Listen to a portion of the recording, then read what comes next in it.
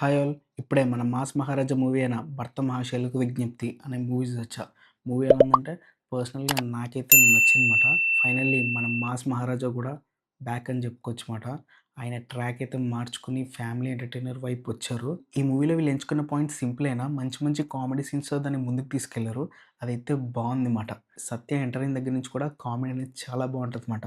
దాని తర్వాత నుంచి ఒక్కొక్క క్యారెక్టర్ వాళ్ళ కామెడీ అలా చూపిస్తూ ఆ మెయిన్ కాన్ఫ్లిక్ట్ కూడా చాలా బావుందిమాట. నెక్స్ట్ ఏం జరుగుతది? నెక్స్ట్ ఏం జరుగుతది? అన్నట్టుగా బానే తీసుకెళ్లారు. కానీ సెకండ్ హాఫ్‌కి మధ్యలోకి వెళ్ళిన తర్వాత కొంచెం లాగ్ అనిపిచ్చింది నాకు. ఇంకెంతసేపు లాగుతారు ఈ పాయింట్ అన్న ఫీలింగొచ్చింది. కానీ పర్లేదు. అక్కడక్కడ కొన్ని కామెడీ సీన్స్ అండ్ మంచి మ్యాషప్ డాన్స్ ఉంది. అవి అలా వర్కౌట్ అయ్యాయి. బానే అనిపిచ్చింది. అండ్ ఫైనల్‌గా క్లైమాక్స్‌లో ఒక చిన్న మెసేజ్ ఇచ్చారు.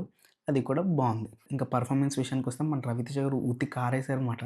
దీంట్లో ఆయనది ఒక చిన్న వేరియేషన్ ఉంటది. అది నాకు చాలా నచ్చిందన్నమాట.